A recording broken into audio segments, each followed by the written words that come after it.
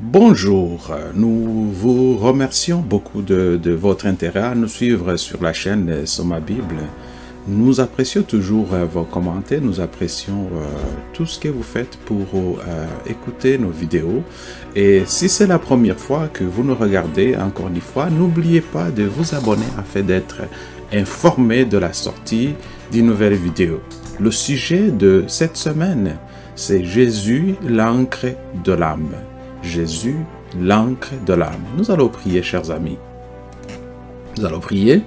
Dieu Tout-Puissant, merci de nous donner encore une fois l'occasion d'étudier cette leçon. Ouvre nos cœurs pour mieux la comprendre et surtout pour mieux la mettre en pratique. Nous te prions au nom de Jésus. Amen. Chers amis, dans les chapitres 1 à 4 de l'Épître aux Hébreux, Paul explique l'œuvre que Jésus accomplit pour nous au ciel. Puis Paul change de sujet dans Hébreux 5, verset 6. Dans ces versets, Paul donne à ses lecteurs un avertissement fort. Il court un réel danger de perdre la foi. Paul demande à ses lecteurs de continuer à suivre Jésus. Paul sait que de nombreux chrétiens abandonnent lorsqu'ils ont des doutes sur Dieu. Les chrétiens ne doivent pas donc cesser de voir toutes les choses merveilleuses que Jésus a fait pour eux. Sinon, leur foi et leur connaissance de Jésus cesseront de croître. Il nous arrive à tous donc de perdre la foi, n'est-ce pas?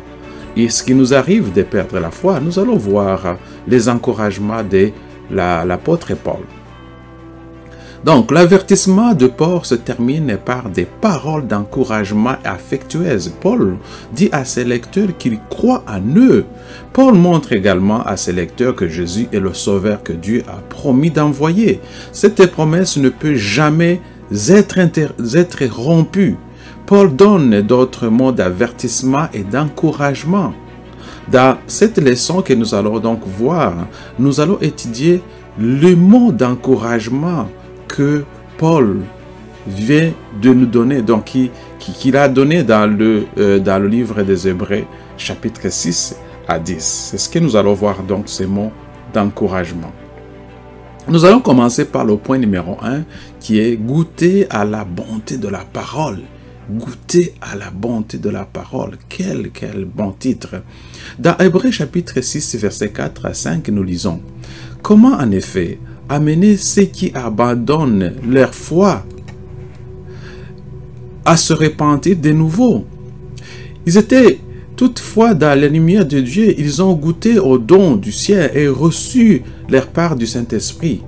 Donc Paul parle de personnes qui dans le passé ont vu la lumière. La lumière nous montre que ces personnes connaissaient la vérité biblique. Les gens se sont détournés donc de Satan et de ses idées sombres ou de ses faux enseignements pour se tourner vers la lumière ou la connaissance de Dieu. La lumière nous montre que Dieu nous libère du péché et nous sauve des ténèbres. Les ténèbres sont l'image des gens qui ne comprennent pas. Donc on voit la lumière et on voit les ténèbres. On voit que la lumière, c'est ceux qui connaissent Dieu, mais ceux qui sont dans les ténèbres, ce sont ceux qui ne comprennent pas la parole de Dieu. C'est ce que la Bible nous dit. Lorsque Paul écrit aux Hébreux 6, il a certainement pensé à Israël dans le désert. Dieu a fait de nombreux cadeaux à Israël. Il a fait une lumière pour le guider. Il a protégé Israël. Il a donné du pain du ciel. Il a donné son esprit. Il a donné des messages spéciaux et des promesses de bonnes choses. Dieu a donné à Israël un goût du ciel lorsqu'il a libéré. Il a libéré d'Égypte. Mais Israël a abandonné sa foi. Et Paul avertit ses lecteurs qu'ils peuvent abandonner leur foi de la même manière. Alors la question est posée, cher ami. Comment avez-vous goûté au don dont Paul parle? Comment avez-vous goûté au don dont Paul parle? Est-ce que vous suivez la lumière ou on suit les ténèbres? C'est la question qui est posée. Point numéro 2, on nous parle de l'impossible à restaurer. Impossible à restaurer. C'est quoi qui est impossible à restaurer? Nous allons voir en Hébreux chapitre 6 qui dit: et qui sont tombés sont encore renouvelés et amenés à la repentance, puisqu'ils crucifient pour leur part le Fils de Dieu et l'exposent à l'ignominie. Les gens crucifient pour leur part voir, n'est-ce pas, Dieu, le Fils de Dieu, et l'expose à l'ignominie. Chers amis, il est impossible à Dieu de restaurer ceux qui sont tombés, car il crucifie à nouveau le Fils de Dieu. Paul veut souligner qu'il n'y a pas d'autre moyen du salut que par le Christ. Le salut par tout autre moyen est aussi impossible qu'il est impossible que Dieu mente ou de plaire à Dieu sans la foi. Lorsque nous clouons à nouveau le Fils de Dieu sur la croix, alors qu'est-ce que nous faisons à ce moment-là? Nous mettons fin à notre lien personnel avec Jésus lorsque nous nous détournons de lui. Lorsque nous détournons de lui, nous mettons fin à cette relation qui nous liait avec lui. Est-ce que le point numéro 10 nous dit, le combat entre Jésus et notre ancien mode de vie était combat à mort. Nous ne gagnons pas cette guerre après un seul combat. Dans Hébreux chapitre 6, verset 6, Paul ne nous montre pas quelqu'un qui échoue parfois, n'est-ce pas? Quelqu'un qui échoue parfois dans ce combat. Paul nous montre quelqu'un qui se détourne de Jésus après l'avoir accepté comme sauveur. Cette personne décide que Jésus veut qu'elle abandonne trop de choses pour le suivre. L'homme ne veut pas renoncer à son ancien mode de vie. Alors il tue son amitié avec Jésus. Mes chers amis, il y a de l'espoir.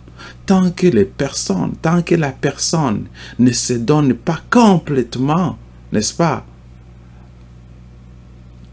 Tant que la personne ne se donne pas complètement de Jésus et ne peut être sauvée. Tant que la personne ne se donne pas complètement en Jésus et ne peut être sauvée. Donc il faut se donner complètement. Il ne faut pas laisser des traces. C'est ce que la Bible nous dit. C'est ce que la Bible nous dit.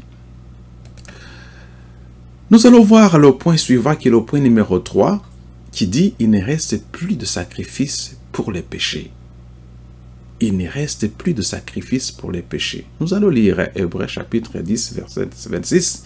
Il est écrit « Car si nous péchons volontairement, après avoir reçu la connaissance de la vérité, il ne laisse plus de sacrifice pour les péchés. » Je répète, « Car si nous péchons volontairement, après avoir reçu la connaissance de la vérité, on connaît la vérité et on pêche volontairement, il ne reste plus de sacrifice pour les péchés. » Il ne reste plus de sacrifice pour les péchés.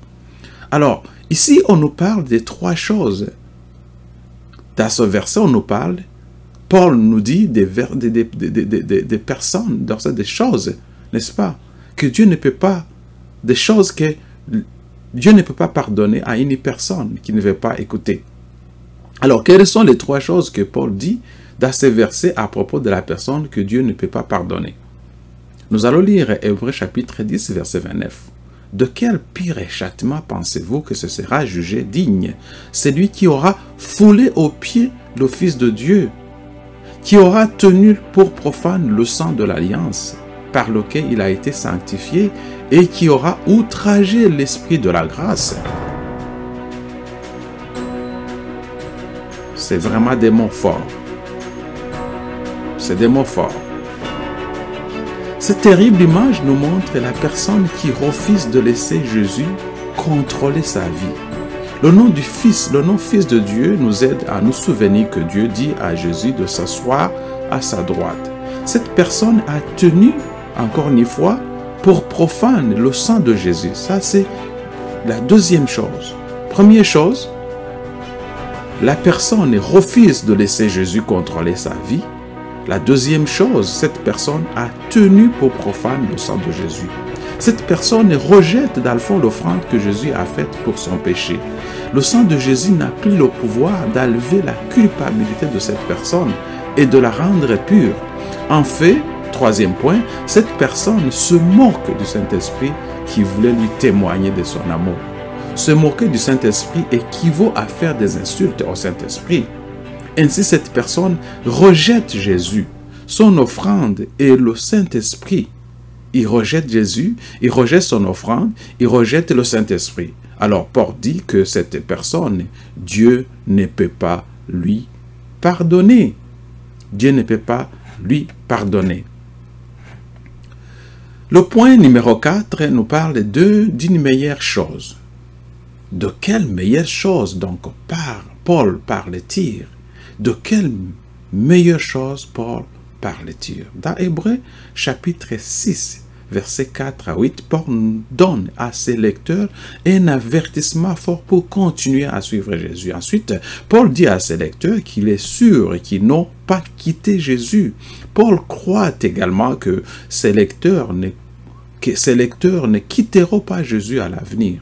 En effet, Paul croit que ses lecteurs obéiront à son avertissement et changeront leur vie. Ils obtiendront alors la bénédiction promise par Dieu. Et cette promesse, cette bénédiction, cette promesse, ils vont être sauvés. Quelle belle promesse! Quelle belle promesse! Chers amis, les chrétiens montrent leur amour pour Dieu par leurs actes de bonté. Les chrétiens du livre des Hébreux ont accompli de nombreux actes de bonté dans le passé. Ils ont également continué à aider et à servir les gens. Notre amour pour Dieu ne se manifeste pas seulement dans les grandes choses que nous faisons. Nous montrons aussi notre amour pour Dieu par les petites choses que nous faisons pour les gens chaque jour.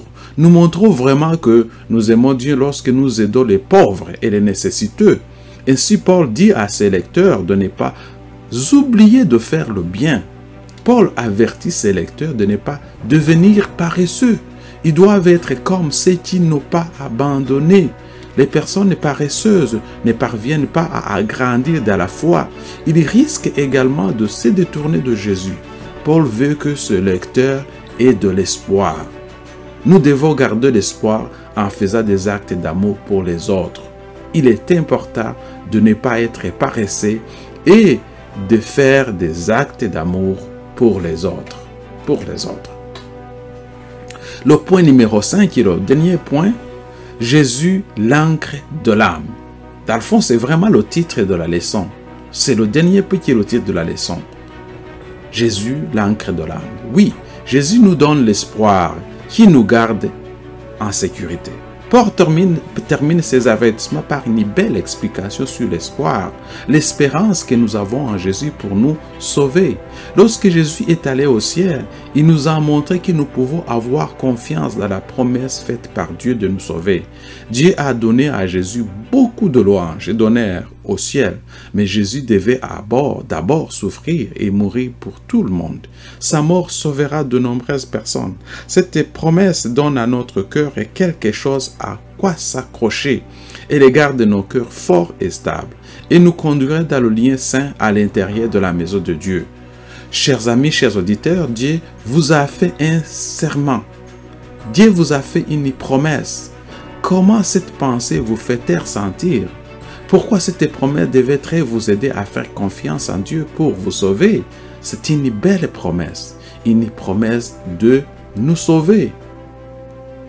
Je terminerai par ce message. La guerre que nous devons mener contre nous-mêmes et le péché est la plus grande et la plus importante que nous allons mener. Nous devons donc nous donner à Dieu. Nous devons mettre nos vies sous son contrôle total.